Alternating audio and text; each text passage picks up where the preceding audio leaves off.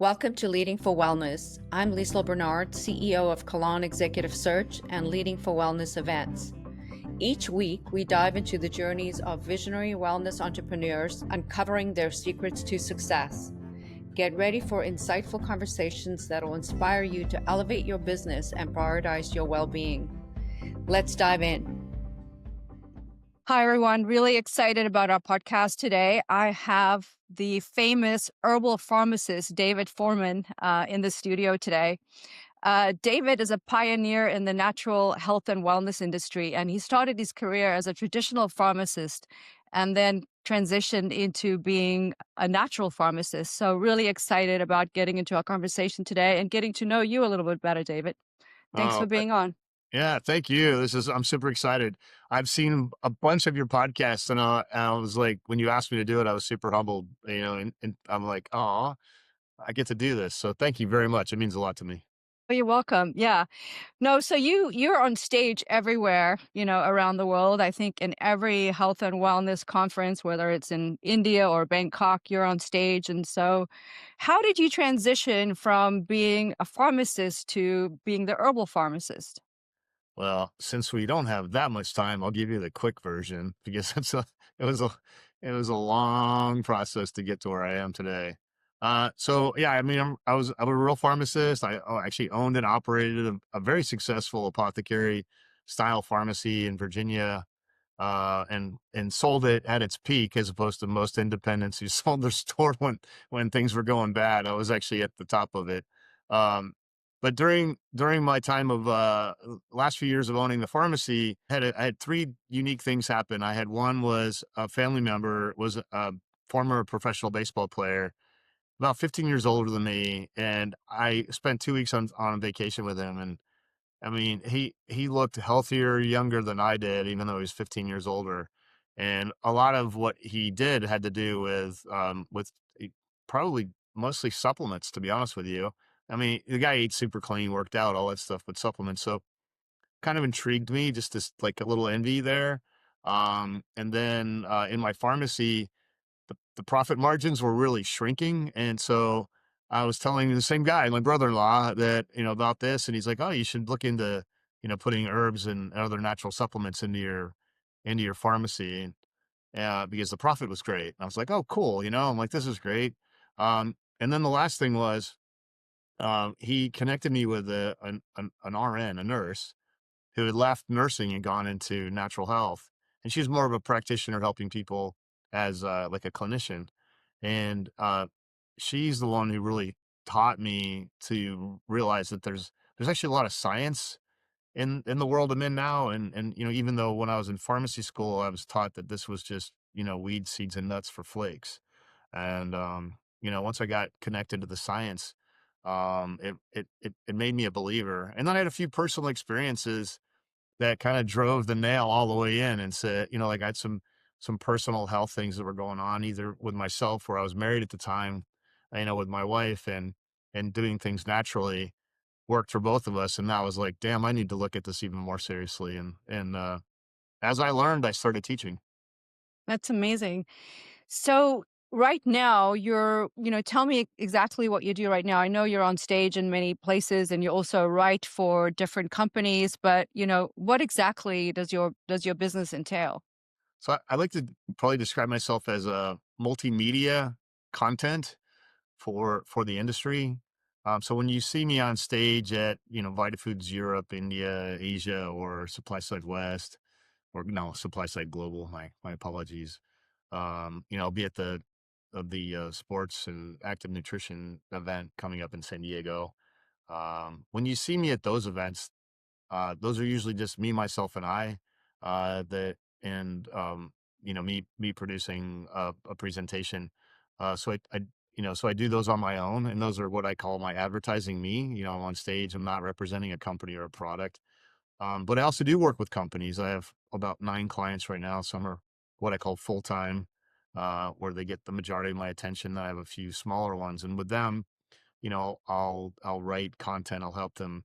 Uh, I guess what I'd say is everything I do revolves around taking someone's science on their ingredient and converting it into digestible material for people of any level of education, whatever that means. So it could be creating their new educational presentations for their sales and marketing staff, or for their sales and marketing to use to their possible customer, or even working as far down the chain as to the end consumer. But I create videos. I say we, that's me, myself, and I, just in case you wondered, Lisa. I'm a Gemini, so I'm supposed to have two personalities anyway, I think is what So people tell me. you work with your other personality on some Yeah, yeah, jobs. yeah. Yeah, yeah, there's no doubt. Yeah, but it's all content. It's, whether, I help companies that have clinical trials go back through the studies to see, they might have missed something. Everybody focuses on the primary endpoint from a study, and they're like, "Yay, we proved that it worked for immune health," not realizing they had a whole bunch of other things that were what we call secondary endpoints that actually were marketable, or help them figure out, now we have this or we know this, what kind of a study should we do? Because R&D departments are so focused on proving their their Efficacy of one yeah, product. yeah, Yeah. one thing, Mhm. right, exactly, not Mhm. realizing that it may not be marketable or saleable. Having proven that, I have a couple of clients in Europe that they've done, like, I can't even tell you how many studies, just like massive amounts of studies, and yet they have nothing they can say, because what they proved doesn't help you sell the product. And so it's a mixed bag. Yeah. I can keep going, but I'll stop there.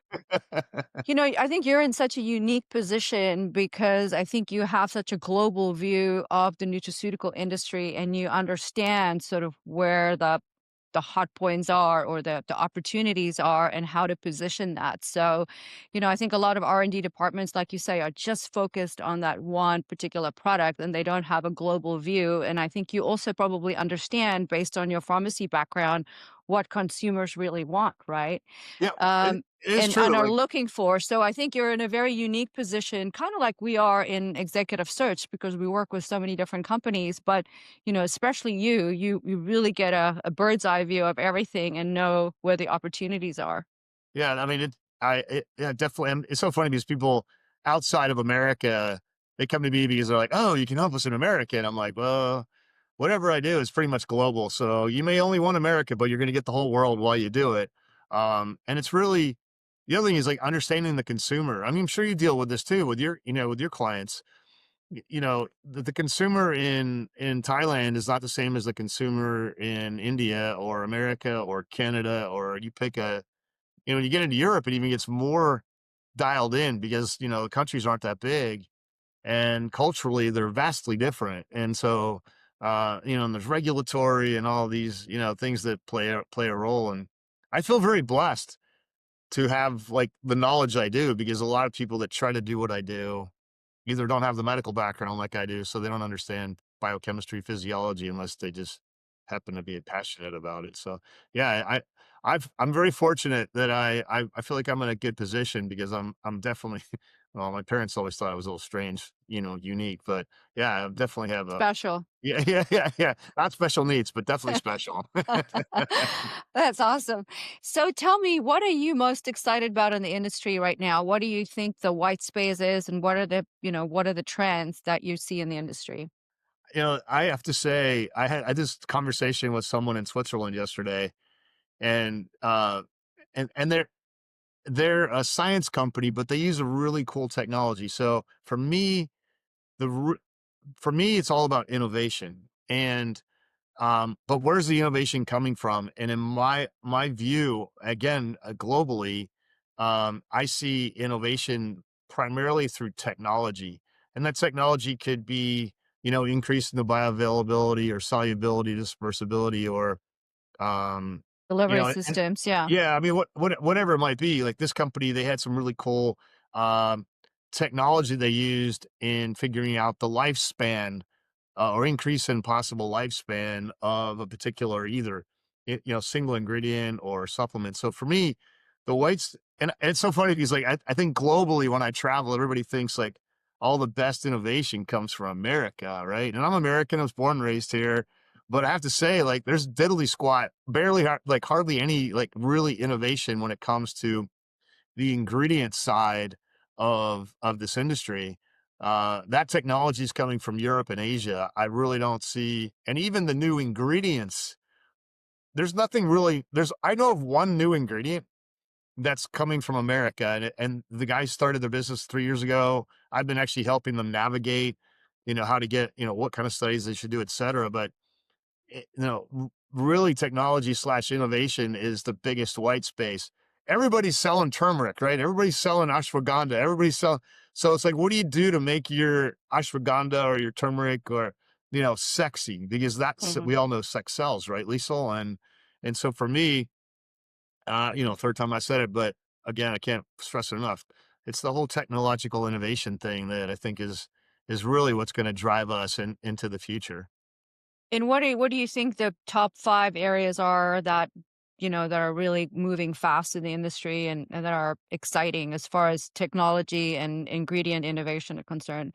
And whether that's longevity or women's health, Yeah. you're on the forefront of all that. What do you think those aspects are? Well, so yeah, you named a bunch of things, and I would like to talk about them all, but I'll cut quick to it. So I think, the big thing is, in the technology space would be, taking an ingredient that you could only usually put in a tablet or capsule and making it to be formulated into products that fit into your everyday lifestyle and my everyday lifestyle. So you might like eating bars because you like cycling, whereas I don't have a place to put the bar, so I'm not into that. I might be more into a shot or, whatever. So technology is one. With regards to health, I think most of us, including the consumers, finally like, screw this anti-aging, reverse aging thing. And it's more about healthy for me, it's more about like vitality and increasing quality of life as I age. Okay. I'm 61. I try to pretend I'm like 25, but I'm 61. And so for me, what's important is, I want to be able to move the way I'm moving now 30 years from now. I want to not lose my ability to drive my car at night because of night vision or whatever. Probably the biggest underserved space, and you mentioned the word women, and I think that's probably the biggest underserved area. And I've been encouraging my clients and potential clients to really start focusing in on doing their clinical research specifically in women, or do a large enough study where you can literally pull out the women from your study. The study's been done on men and women, but you can literally pull out the data on them so that you can market directly to women. I mean, 90% of the purchases done in our industry are done by women, and yet everything seems to be targeting men. And I'm a man and I'm still saying this, right? Like it's kind of sad. And then, within that, so I said women, I said technology, I think that health span thing. And then even within that, I see the biggest area of growth are like Gen Z. So we're talking younger population. I'm a boomer. I'm the last year of baby boomers. And like, I honestly, I'm telling people like, forget us, like screw the boomers and start looking at Gen Z, Gen X, And et what are they cetera. looking for? Well, so they're actually looking for things that are, so looking for like sustainability, environmentally friendly. They're looking for, how do you run your business? They actually do care about the science. They're going to spend, I mean, I've attended a lot of conferences, so it's not like this is knowledge I've gained by doing my own homework. Well, I have actually, but I've heard like I was just at the event in London a couple of weeks ago, and people spoke about who the consumer is. And, science is really important, and the younger generations are willing to spend a lot more time before they click buy. And, and so I think, and, and I know I use questionable language twice, so I'll use it one more time. What really sucks is that we still have an awful lot of people running these businesses in our industry that are my age and older, and that's cool. But we need to start like helping mentor and embracing the younger generations and bringing them into leadership roles, and or at least mentoring them into leadership roles, because we don't think like they We don't do. connect with them the way we Yeah. should. Yeah. Yeah, Mhm. yeah, and so, I mean, it's so funny because, like, I mean, my first book I ever wrote was on women's health, so, and I'm very empathetic to women's health, you know, I see what my daughter, I've been married a couple times, when my first wife went through, living in a man's world, so I've been very supportive on that, And, it drives me nuts when I see people creating products for women that don't know diddly about women's health.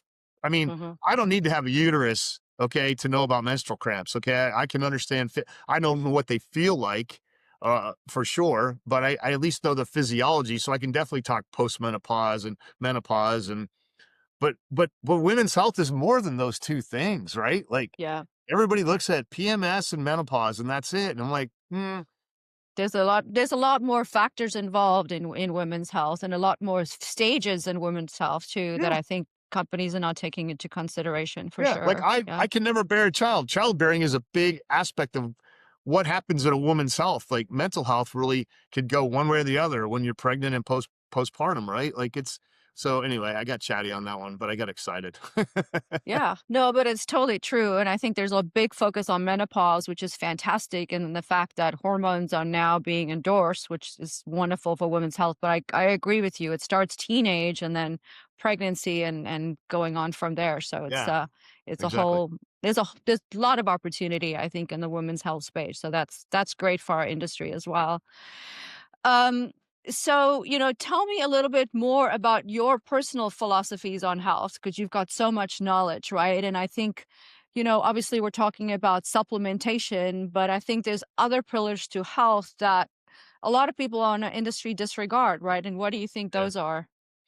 So I like to say my first big boy book that I wrote wasn't really on women's health. I mean, it was a book, but it wasn't a big boy book, as I like to say. It was actually titled Four Pillars of Health, Heart Disease. And back when I started doing what I'm doing, so 30, let's see, my son's 29. I started a couple of years, so 31, 32 years ago, I came to this, I had this aha moment of a concept of four pillars of health. Everybody has different numbers of pillars, but anyway, mine's four. It's diet, so how you eat. It's exercise. If you don't like that word, you can say activity. Spirituality, which often gets overlooked and no one ever wants to talk about, and then supplements. And what I've taught people is that if you're only good at one of those, you're not going to be a healthy individual. And like I can give examples. I knew a world class marathon runner. I met him when he was dying of cancer. He ended up dying. And when I met him when I was really young. Like I was doing my rotations in pharmacy school is when I met the guy. But it wasn't until I got into this four pillars thing, I had the aha moment of like, these people were like, how does a marathon runner, somebody that fit, die of cancer? And I'm like, oh, I know. He produces so much exhaust from all that cardio that he's doing. And if you don't neutralize it with like antioxidants from maybe your diet or supplements, that's why your immune system is messed up and you start producing mutant cells. And if you don't stay ahead of it, etc. A friend of mine in my pharmacy, he was obese as heck pastor. He could pray the paint off the wall. He was a Jesus freak, all those awesome things. But his diet sucked. He didn't take any supplements. He was on a ton of medication. So, you can't just do one of the. I've had dietitians that were obese. Their skin was gray. So like it doesn't doing one or two or three. Hmm. I mean, the more you can do, the better. But I mean, I practice what I preach, and you want transparency from me, right, Liesel? The only thing that I say I do wrong in my lifestyle is I probably consume too much alcohol, on a weekly basis. That's it. Like I eat like I hardly ever go out. I eat super clean. I work out 6 to 7 days a week. One thing that changed is I went through andropause, which is the male version of menopause. And so I saw body changes. And now I'm using supplements to help augment and maybe help support natural production of having more free testosterone. I'm a very spiritual person. I'm for me, and spirituality doesn't have to mean what it does to me. Okay, I'm a Christian. I'm actually pretty hardcore. A lot of people wouldn't know that. I read the Bible every morning. I go to church every weekend. I pray multiple times a day, etc. You don't have to be a Christian to be spiritual. Okay, like whatever that means to you, but you need to have this grounded. Connection. Yeah. Yeah, like for me, it's prayer. People don't like the word prayer. That's fine with me. Call it meditation. Call it positive thought. Call it affirmations. It doesn't matter. But like those, like so you need to have all four. I Yeah. mean, if you don't do all four, I guarantee you, at some place you're going to veer off that healthy path. Yeah, absolutely. And I think personally, I think the next phase of this health evolution is going to incorporate spirituality and being aware of our emotions, right? I Yeah, studied Chinese medicine and acupuncture for a while. Most people don't know this. But, and, I think the Chinese believe that your emotions are directly tied to certain organs in your body. So, people that have lung issues typically deal with grief in some shape or form, yeah, right? Or yeah. people with Stress is liver liver. liver Yeah, is yeah, anger, right? yeah, Liver is yeah, anger and yeah, resentment. So, I think hopefully there'll be more studies and science behind all of that. But there's definitely a link between all four of those pillars that you yeah, discussed. And I think it's so important for people to understand that. I think a lot of people in our industry take handfuls of supplements every day thinking that they're doing great things for their health, but they're missing some of these other things that really influence your health yeah. too. So Yeah, no, it's a it's cool. I'll give you another example on the spirituality component because, and I apologize for interrupting, but I want no. people to hear. People need to hear this. So there was a famous author. She passed away a few years ago. Louise Hay. Oh, yeah, She no, actually, well, yeah, yeah. yeah. And so Louise Hay, she had a book. Actually, I You have the can app you on can my. heal your life. You can Yeah, heal your yeah, life. Yeah, exactly. yeah. And so it literally, and for people who don't know what it is, like she identified a thought or emotion that was linked to X, whatever that was. And I'll roll the bus over myself. This is a really horrible thing, but my son should have been like not wetting the bed. My son was wetting the bed. Like he like into like 8 years old, 9 years old. And we tried it. I thought it was food allergies, like all these things you'd look at in natural health. And I'll shorten it up. So I finally went to the book that you just mentioned from Louise Hay, and it said fear of a parent, usually the father. Wow. Yeah, I know. Like I'm like, holy crap! Like, and so I had to do some own my own self reflection, and go like, like is it how I'm talking to it? Like, well, I didn't beat my kid. It's not that. But, I realized if I just had to modify my behavior a little bit, my interaction with him, maybe because I have a loud voice to start with, right? So even when I'm talking calmly to people think I'm yelling, right? Like, um, like probably during this interview, I get so fired. No, But no, but no, it's you're like, good. but it worked. Like I had to, but it was, like I had to work on that.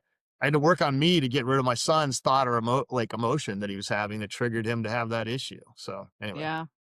We're all mirrors to each other, right? If you really believe in spirituality and so forth. So yeah, that's fascinating. So I really think that's the next phase I think that we're going into. And I think especially post COVID, most people are much more curious about alternative health, preventative health, emotions, and spirituality. So I really think this is a really exciting time that we're moving into. And then obviously politically, what's happening, there's a lot more focus on this industry. So it's true. what do you think is next in this industry over the next couple of years, and how is AI going to affect personalized nutrition? Oh, I was hoping you'd bring up AI. Uh, no, I am a massive fan of massive's probably like a juvenile word to use there, but I'm such a big fan of AI. There are companies that are using AI to do what people were doing, obviously, and just speeding up the process. Um, I'll give you an example. Clinical research is one of the areas that where AI is playing a really important role. There's a couple of companies I toured in India over the last 2 years that one of them is using AI to help companies formulate better combination products or better combination formulas.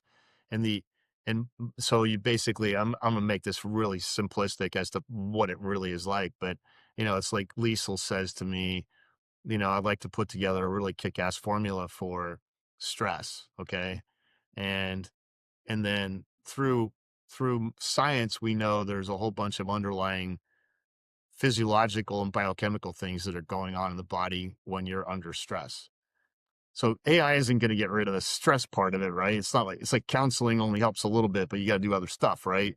Um, so in this case, they will AI will look at like what are all the underlying possible physiological things that are happening to make you not feel well when you're stressed or not sleep as well or whatever, whatever it might be, or get increased heart rate or high blood pressure, etc.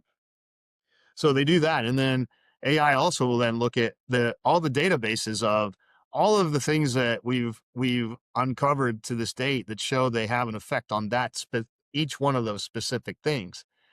And then, I mean, and that's kind of what I've been doing by hand, and a couple of my buddies and female colleagues in the industry have been doing for years, but it took us for freaking ever. Whereas this thing can like crank it out in less than, an hour or two. Um, so that's one area, it's just in product formulation. Two is, um, you know, throwing throw I think we're gonna see more ability to offer what is truly personalized nutrition. We've failed miserably unless you're a millionaire, you can't afford it. Unless you're Brian Johnson, you can't. We haven't been able to really give people truly personalized, but I think AI will expedite that and really give Liesel a better idea of, oh, based on your blood work and your whatever Genetic your testing. Yeah. yeah, yeah, all that we'll be able to better, you know, create something that's specific to you, or at least be more dialed in. And then I think AI will really help us better to, well, it sort of dovetails into what I said, like, getting better outcomes. So that you're more likely to, Lisa or David are more likely to get the result for what they're taking all their stuff or eating or whatever. I just started using AI in some of my writing, not to write for me, but, there's only so much that I can think of, right? And so for me, I've been using AI just to give me other ideas on lifestyle things, because that's how I used to be. It was always four pillars. Whenever I wrote something, it was diet, exercise, spirituality, supplements. And lately, because of more working with ingredient companies, most of it's just been on the supplement side.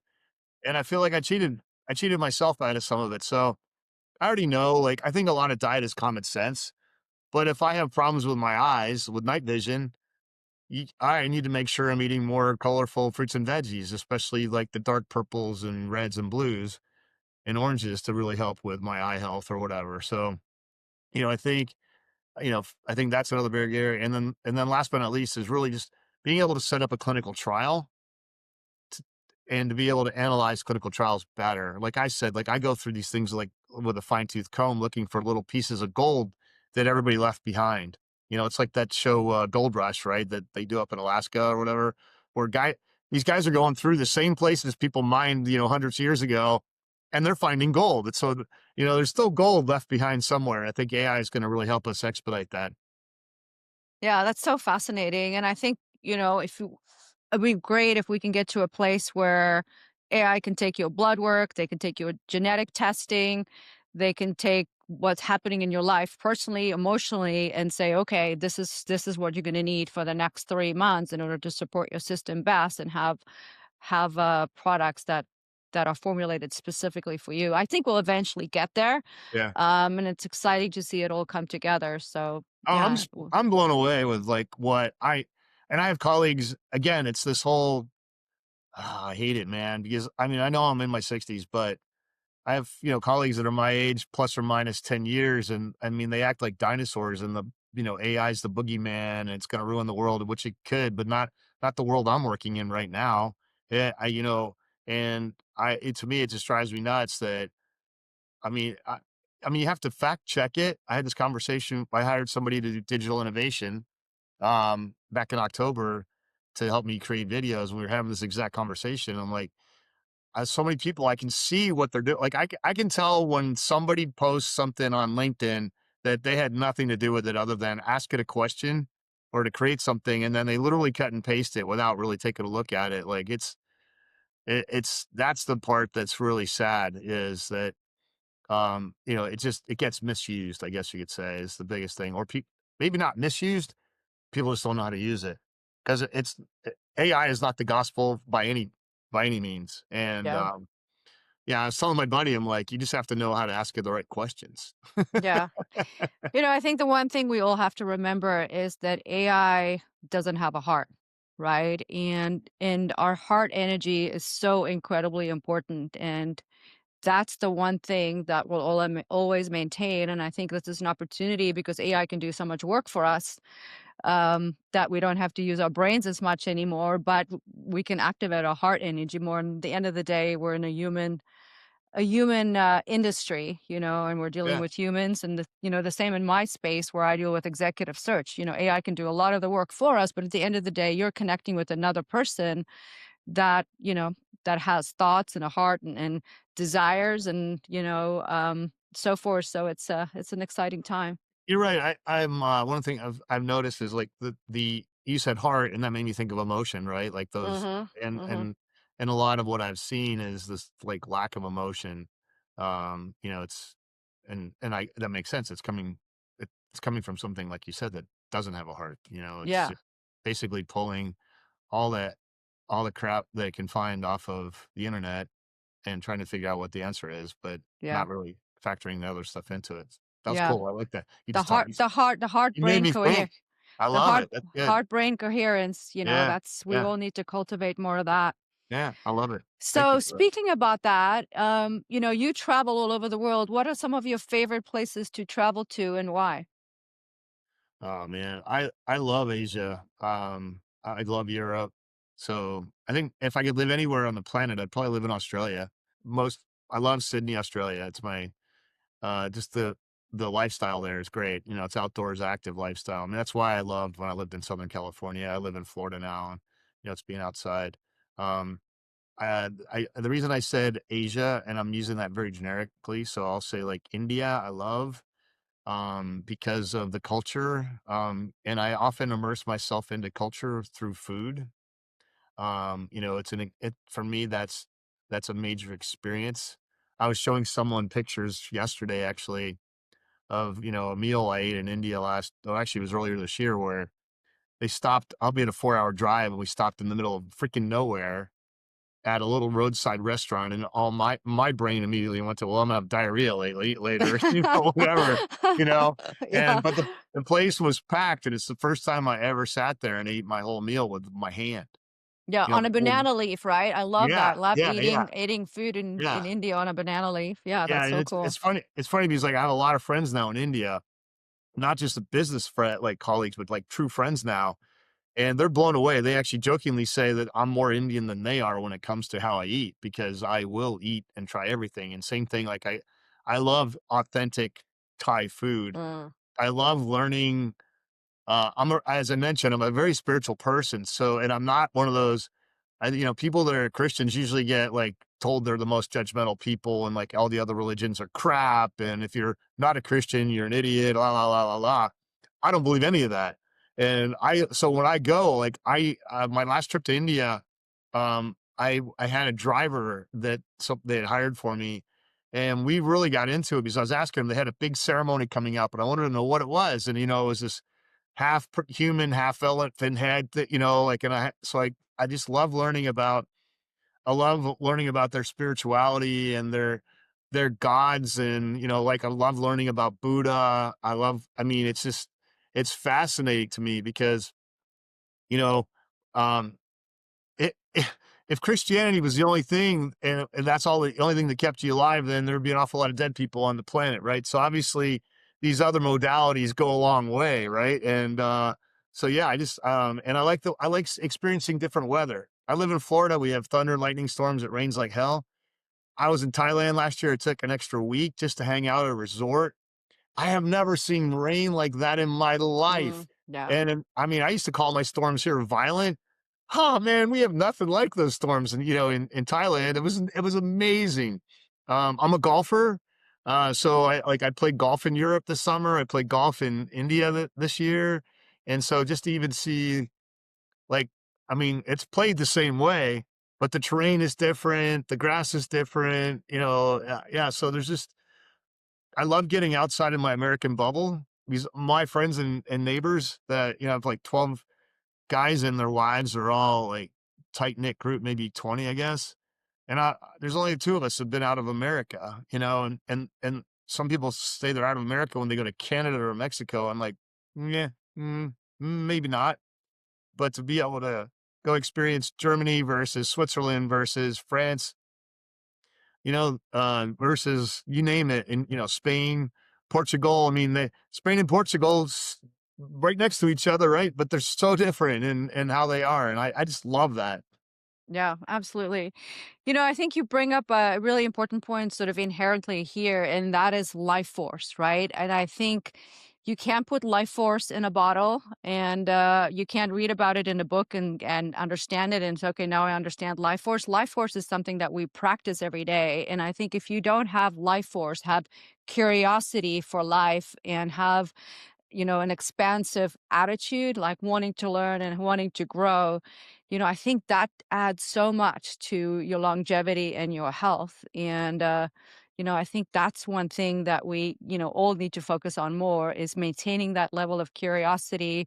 And if you look at the blue zones, Yeah, they are all people that have a high sense of curiosity and zest for life, and, yeah, yeah, I think that's a whole nother conversation that I'd yeah. love I to li- get yeah, into, but I sense a bit of that from you, in yeah, all your travels, and, that's really awesome and contagious, David, yeah. you know? It's funny because I Smelling the roses, right, as you would yeah, there tell you it. go, Lisa. Yeah.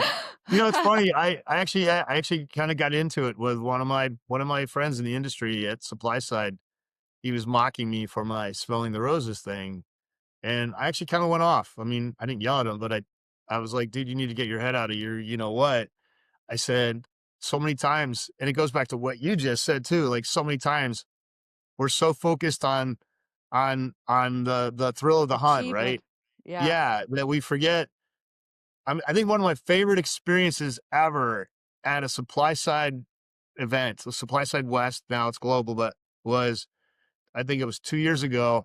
I did a smelling the roses, and it was a friend of mine that I hardly ever get to see. And we set aside 30 minutes. He's a heavy smoker. We were in the casino right by the entrance to Mandalay Bay. We're sitting in the chairs at one of those, um, uh, shoot, man, slot machines, right?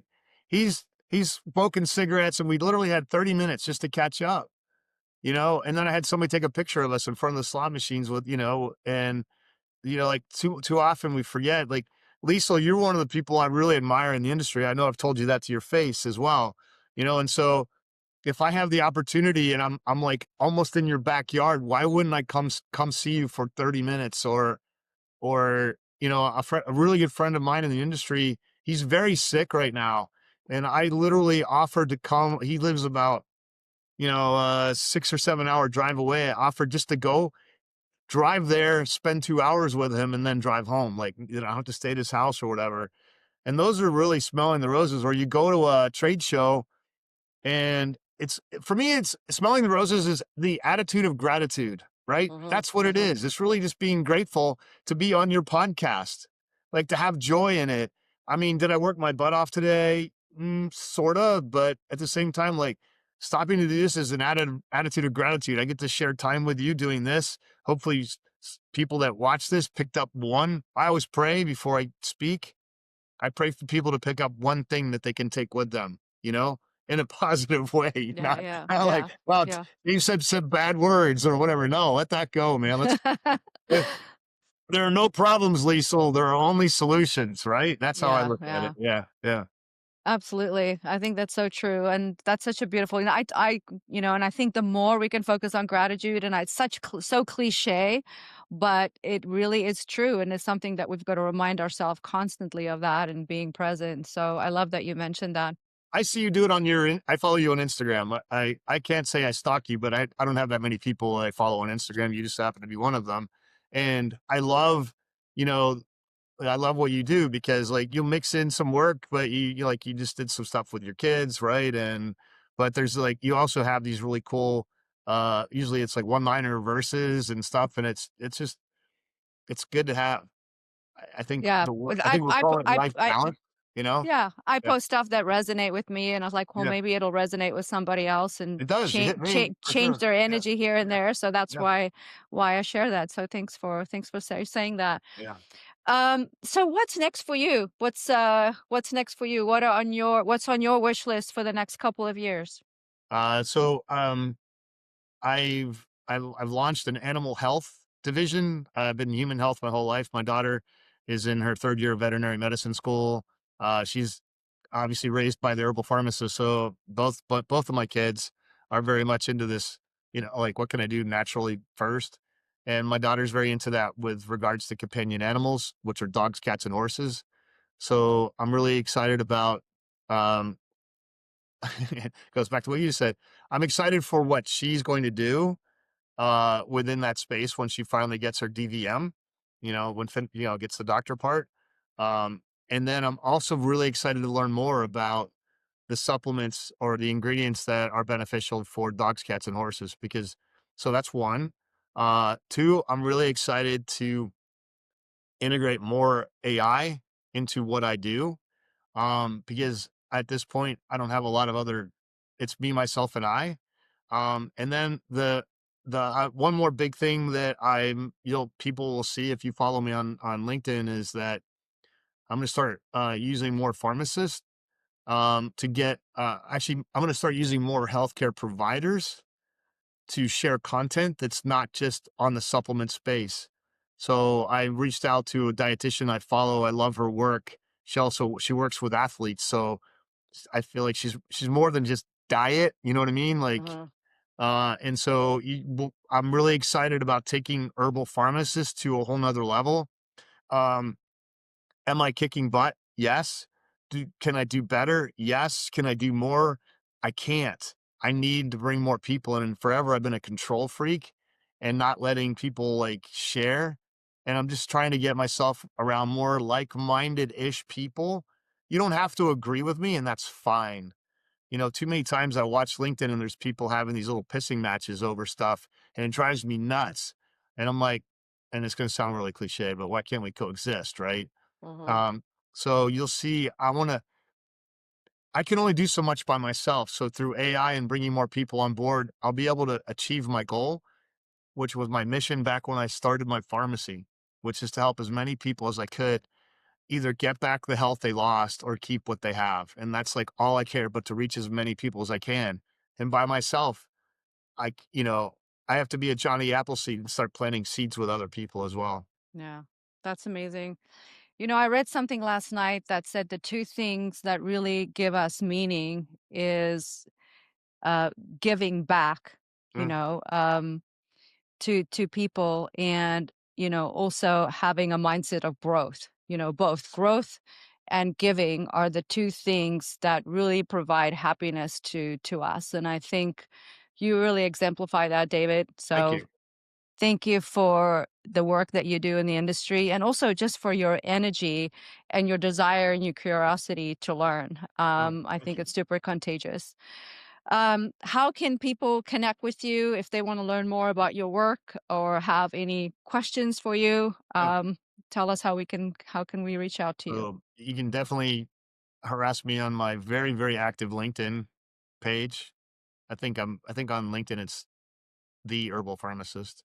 The Uh, Albuquerque. yeah, but my email, David at herbalpharmacist.com, or just go to my website.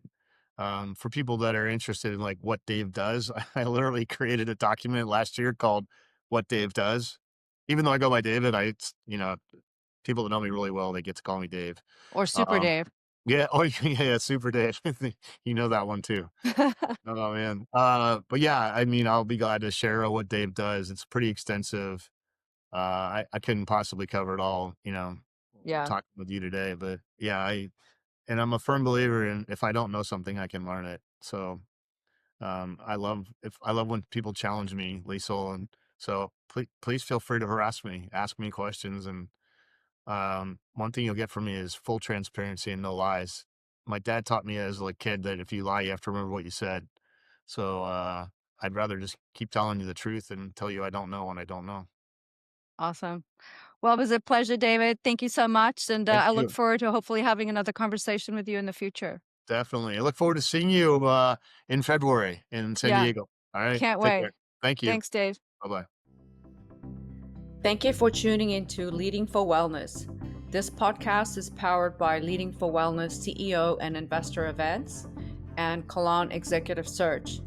If you enjoyed the show, please rate and review us on your favorite social media platform And to learn more about our services, visit leadingforwellness.com or colonsearch.com and follow us on Instagram as well.